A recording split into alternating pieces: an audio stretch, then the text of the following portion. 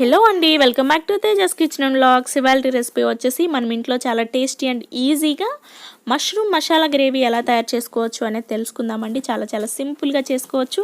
Taste అయితే super అంటే super ఉంటుంది. చాలా పర్ఫెక్ట్గా వస్తుందండి మీకు రెసిపీ. ఇక్కడ నేను చేసినట్లు ఒకసారి ట్రై చేసి చూడండి, చాలా బాగా కుదురుతుంది.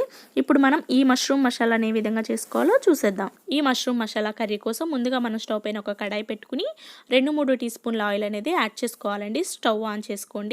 ఈ ఆయిల్ కాస్త వేడెక్కిన తర్వాత 1 అంగుళం దాల్చిన చెక్క యాడ్ చేసుకోవాలి. ఆయిల్లోనే డైరెక్ట్గా వేసేసుకోవాలి. అలాగే ఒక 4-5 లవంగ మొగ్గలు, 7-8 మిరియాలు కూడా, బ్లాక్ పెప్పర్స్ కూడా యాడ్ చేసుకోండి. అలాగే ఒక 2 సన్నగా కట్ చేసుకున్నటువంటి పచ్చిమిరపకాయ ముక్కలు, ఒక పెద్ద సైజు ఆనియన్ ముక్కలు, అలాగే ఒక అరంగుళం అల్లం, అలాగే కొంచెం ఒక 7-8 జీడిపప్పు పలుకులను కూడా వేసుకుని చక్కగా ఇట్లా మీడియం ఫ్లేమ్ మీద కాస్త పచ్చివాసన పోయి దోరగా అయ్యే వరకు వేయించండి. ఇలా కాస్త వేగిన తర్వాత మనం ముందుగా కట్ చేసుకున్నటువంటి టమాటా ముక్కలను కూడా యాడ్ చేసుకోవాలండి. ఇక్కడ టమాటాలు కూడా నేను మీడియం సైజ్ టమాటాలు ఒక 2 తీసుకున్నాను, బాగా పండినటువంటివి. వీటిని కూడా ఒకసారి మనం బాగా కలిపేసేసి మూత పెట్టేసి ఒక 4-5 నిమిషాల పాటు చక్కగా మగ్గనివ్వాలన్నమాట. ఇలా 4-5 నిమిషాల తర్వాత మగ్గిన తర్వాత మనకి ఈ టొమాటో ముక్కలు కాస్త ఇట్లా సాఫ్ట్గా అయ్యి ఉంటాయి.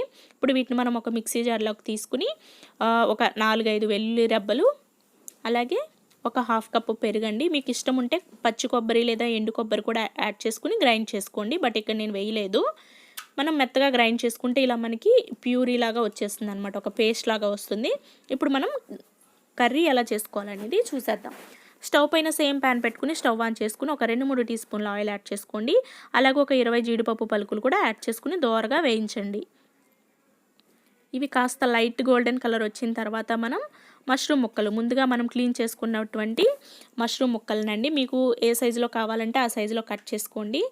ఈ మష్రూమ్ ముక్కలకు వచ్చేసరికి వాటర్ అనేది ఎక్కువ ఉంటుందన్నమాట. మనం వాటర్ ఏమీ వేయకూడదు. ఇట్లా వేయించేటప్పుడు వాటర్ అంతా రిలీజ్ అవుతుందన్నమాట. చాలా వాటర్ ఉంటుందండి మష్రూమ్స్లో. అట్లాగే ఒక 1/2 టీ స్పూన్ అల్లం వెల్లుల్లి పేస్ట్, చిటికెడు పసుపు వేసుకుని బాగా కలపాలి. అలాగే ఈ మష్రూమ్స్కి సరిపడా సాల్ట్ కూడా మనం యాడ్ చేసుకోవాలండి. ఇక్కడ నేను రాక్ సాల్ట్ వేసుకుంటున్నాను. చూసారా మనకి మష్రూమ్స్లో వాటర్ అనేది ఎంత ఎక్కువ వచ్చేసిందో, పుట్టగొడుగులు కంప్లీట్గా మునిగే వరకు వాటర్ అనేది వచ్చేస్తుందండి మనం యాడ్ చేయకుండానే.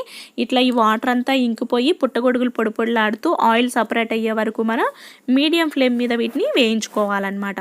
చూసారా మనకి చక్కగా వాటర్ అంతా ఇంకిపోయిందండి, ఆయిల్ ఇట్లా సపరేట్ అయిపోయింది. ఇప్పుడు మనం వీటిని పక్కని వేరే ఒక బౌల్లోకి తీసేసుకుందాము. మష్రూమ్స్ కూడా మనకి ఇప్పుడు కాస్త గట్టిగా అయిపోయి ఇలా డైరెక్ట్గా తిన్నా కొంచెం టేస్ట్ కూడా బాగానే ఉంటుందండి. వీటిని మనం ఇప్పుడు పక్కకు తీసేసుకుందామండి. పక్కకు తీసేటప్పుడు ఆయిల్ కడాయిలో ఉంచేసుకుని ఇలా పక్కకు తీసేసుకోండి.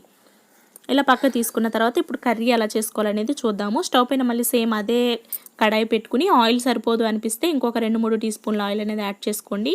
ఈ ఆయిల్లో సన్నగా తరిగినటువంటి ఒక 2 ఉల్లిపాయ ముక్కల్ని యాడ్ చేసుకోండి. అలాగే ఉల్లిపాయలు మగ్గడం కోసం కాస్త సాల్ట్ కూడా యాడ్ చేసుకుని మీడియం ఫ్లేమ్ మీద చక్కగా ఉల్లిపాయల్ని మగ్గనివ్వాలి.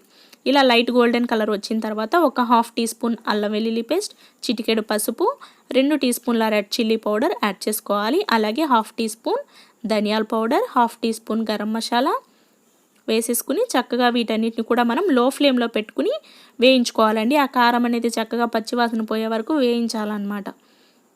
ఆయిల్ సరిపోకపోతే ఇంకాస్త ఆయిల్ అనేది మీరు యాడ్ చేసుకోవచ్చండి. మనం ఎలాగో మష్రూమ్స్ని ఆయిల్లో ఫ్రై చేసాం కాబట్టి కర్రీ చేసేటప్పటికి ఆయిల్ సరిపోతుంది. ఇప్పుడు ఈ కారం కాస్త ఫ్రై అయిపోయిన తర్వాత మనం ముందు గ్రైండ్ చేసి పెట్టుకున్నటువంటి మసాలా పేస్ట్ అంతా కూడా యాడ్ చేసుకుని ఒక 2-3 నిమిషాలు లో ఫ్లేమ్ మీద దీనిని కూడా చక్కగా ఈ ఆయిల్లో మగ్గనివ్వాలన్నమాట. చూడండి మసాలా అంతా మనం ఇలా కలపకపోతే మీకు మాడిపోయినట్లు అడుగు పట్టేస్తుందండి. ఇలా కలుపుకుంటూ రెడీ చేసుకోవాలి. ఇప్పుడు మనం మిక్సీ జార్లో ఒక గ్లాసు అంటే దగ్గర ఒక 1/2 లీటర్ వరకు వాటర్ యాడ్ చేసుకుని ఇలా ఈ కడాయిలో వేసేసుకోవాలన్నమాట. వేసేసుకున్న తర్వాత బాగా కలపండి. మీకు సాల్ట్ సరిపోకపోతే సాల్ట్ యాడ్ చేసుకోండి. అంటే మనము గ్రేవీలో అయితే సాల్ట్ వేయలేదు కదా, కాబట్టి చూసుకుని సాల్ట్ వేసుకోండి.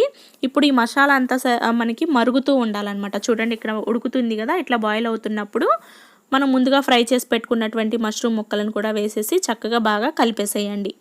అంతా బాగా కలిపేసుకోవాలండి. అంటే ముక్కలకు బాగా మసాలా పట్టేలాగా కలపండి. బాగా కలిపిన తర్వాత మీరు పైన కాస్త కొత్తిమీర చల్లుకోండి. చాప్ చేసుకున్నటువంటి కొత్తిమీర చల్లేసి మూత పెట్టేసి ఒక 5-6 నిమిషాల పాటు లో ఫ్లేమ్ మీద మాత్రమే దీనిని మనం ఉడికించుకోవాలన్నమాట. హై ఫ్లేమ్లో పెడితే అడుగు పట్టేసి మాడిపోతుందండి. ఒక 5-6 నిమిషాల తర్వాత మనకి ఈ విధంగా పైన ఆయిల్ అనేది తేలుతూ కనిపిస్తుంది కదా. ఇప్పుడు మనకి కర్రీ అనేది పర్ఫెక్ట్గా రెడీ అయిపోయినట్లేనండి. వెంటనే మీరు స్టవ్ ఆఫ్ చేసేసుకోవచ్చు. స్టవ్ ఆఫ్ చేసేసిన తర్వాత చక్కగా మొత్తం అంతా కర్రీ మొత్తం ఒకసారి బాగా మంచిగా కలుపుకోవాలండి. కలిపిన తర్వాత ఒక సగం నిమ్మబద్దని ఇట్లా రసం పిండుకోవాలన్నమాట. సగం నిమ్మకాయ సరిపోతుందండి. 1/2 కిలో మష్రూమ్స్కి సగం నిమ్మకాయ కరెక్ట్గా సరిపోతుంది. మళ్ళీ ఒక నిమ్మకాయ మొత్తం పిండేసినా మీకు కర్రీ టేస్ట్ ఎక్కువ పులుపు వచ్చేస్తుంది అనమాట. చూసారా, నిమ్మరసం పిండేసిన తర్వాత మనకి కర్రీ ఇప్పుడు తినడానికి రెడీగా తయారైపోయిందండి. మీరు కూడా తప్పకుండా ట్రై చేయండి. చూసారా మనకి కర్రీ ఎంత పర్ఫెక్ట్గా వచ్చేసిందో. ఇప్పుడు వచ్చేసి ఇక్కడ నేను సర్వింగ్ బౌల్లోకి తీసేసుకుంటున్నాను. తప్పకుండా ట్రై చేయండి మష్రూమ్ మసాలా కర్రీ. అలాగే మష్రూమ్స్ మనకి హెల్త్కి కూడా చాలా మంచిది కాబట్టి తప్పకుండా ట్రై చేయండి.